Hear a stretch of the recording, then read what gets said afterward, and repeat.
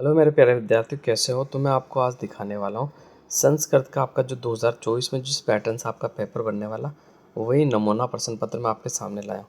तो पहले आपके वस्तुनिष्ठ प्रश्न आएंगे जो कि आपके कुछ किताब से होंगे। देख लो आप, ये सारे वस्तुनिष्ठ इस प्रकार के होंगे। बाकी अगर संस्कृत में आप लोगों को पास होना तो देखो, सबसे आसान तरीका मैं बताता हूँ। दो तो आप श्लोक याद कर लो कोई से भी, ठीक है। लेकिन देखो, आपको ऑप्शन में याद करना, अगर वही दो श्लोक आपके किताब वो प्रश्न पत्र में आगे मान लो तो फिर वो आप लिख नहीं पाओगे, ठीक है। क्योंकि जो प्रश्न पत्र में आए हुए जो श्लोक होते हैं ना, उन्हें वापस नहीं लिखना है, दूसरे लिखने, ठीक है। और दूसरा एक बात मैं आपको बता दूं, क्योंकि आपके इसमें जैसे खालिस्तान आएंगे, खालिस्तान और शब्द आपको पेपर के अंदर ही दिए हुए मिलेंगे, उन्हीं को अच्छे से अगर आप भर देते हो तो फिर भी पास हो जाते हो। बाकी हर पाठ का आपको हिंदी अनुवाद पढ़ लेना। क्या पढ़ना है भाई? हिंदी अनुवाद हर पाठ का आपको पढ़ना है। दूसरा, थोड़ी सी आपकी अगर व्याकरण सही है तो व्याकरण मिलेगी आपको खालिस्तान के अंदर, उस व्याकरण को भी आप बिल्कुल सही कर देते हो फिर भी आपका काम हो जाएगा। थोड़ा सा आप प्रत्यय उपसर्ग पढ़ लेना, ठीक है। बाकी देखो, गद्यांश अगर अच्छे से आप कर देते हो तो फिर भी आपके पूरे चांसेस है कि आराम से आप पास हो जाओगे। क्लियर है? जैसे ये इतना बड़ा गद्यांश है, ये आपका 8 नंबर का है। पहले एक पदेन में उत्तर देना, फिर पूर्ण वाक्यन में उत्तर देना, फिर आपको गद्यांश का शीर्षक बताना, फिर आपकी व्याकरण पूछी जाती है इसमें, ठीक है। और ये जो संख्या को संस्कृत में लिखना आना चाहिए आपको, 150 और 525, ठीक है। अगर संस्कृत में लिखना आता तो आप अच्छे से कर लोगे। भाग बे स्टार्ट हो गया आपका यहाँ से, ठीक है। फिर आपको देखो विलोम शब्द मिलेंगे जिन्हें आपको मेल करना, यदि ये बहुत आसान मिलेंगे, इतना हाथ नहीं होता, ठीक है। शांत का कुद होता है वे गुस्सा आना, दुर्बल का सबल होता है, आप सभी को पता है।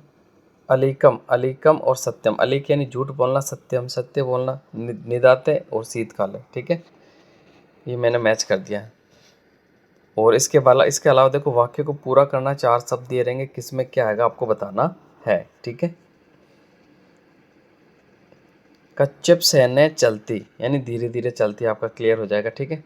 इसके अलावा और आप देख लेना, फिर आपका अधोलिखित गद्यांश आपके सामने, इसमें आपको एक पदेन में उत्तर देना है, फिर पूर्ण वाक्य में, फिर भाषा कार्य में आपका व्याकरण इसमें से पूछा जाएगा, ठीक है।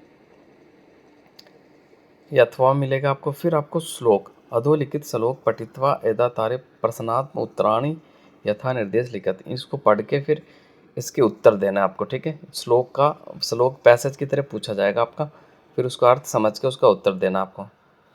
फिर आपका नाट्यांश आएगा भाई, नाट्यांश में आपको पहले नाट्यांश दे देगा, फिर नाट्यांश में एक पदेन में आपको उत्तर देना है। यानी सारे उत्तर आपको पेपर में ही मिलेंगे, बस पेपर से उत्तर निकाल के आपको सही लिखना है, क्वेश्चन सही करना है सारे, क्वेश्चन एक भी मत छोड़ना। मैं कहता हूँ जिसको संस्कृत बिल्कुल नहीं आती वो भी पास हो जाएगा, बस मेरी बातों को ध्यान से सुने, एक भी पर्सन को नहीं छोड़ना है। और अच्छे से जितने भी पैसेज है आपके छोटे मोटे सब मिला के सारे करने हैं। और दूसरा, 2 श्लोक याद कर लेना, ठीक है। और इसके अलावा आपको देखो, अब यहाँ पर सही जमा के लिखना बस आपको, ठीक है। एक उपभोग संगाल भोजनार्थ वन स्ते बरमती समय, तो इसको सही जमा के लिखना है, ठीक है। और इसके अलावा देखो, फिर आपके कुछ शब्द दे दिए स्वच्छता पे, इसको आपको अनुच्छेद लिखने हैं, एक शब्द पे एक लाइन लिखनी। खंड दे की बात कर ले तो देखो, इसमें आपको प्रार्थना पत्र करना है, ठीक है। इसके अलावा देखो, यह आपको लिखा हुआ मिलेगा, इसी के अंदर आपको लिखना है, ठीक है। ये खालिस्तान अच्छे से भर दे तो आप, तो फिर भी आपको नंबर मिल जाएंगे। इसके बाद आगे आ जाओ।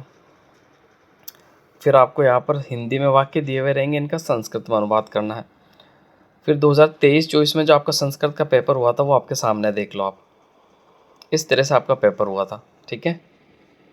ऐसे क्वेश्चन पूछे गए थे जो आपको देखना है, ये खालिस्तान सारा आपको देखना है। फिर आपका गद्यांश आ गया, फिर एक पदेन, फिर पूर्ण वाक्यन, फिर यह अधोलिखित संख्या चित शब्दों को संस्कृत में लिखना है, 2023 को संस्कृत में कैसे लिखते हैं। फिर ये आपके पर्याय पद आगे मेलगत, इनको मिलाना है, ठीक है। देखो तो इसको अपन मिलाने की कोशिश करते हैं जितना आता है। ये चक्षु से तो ये मिल गया आपका, ठीक है।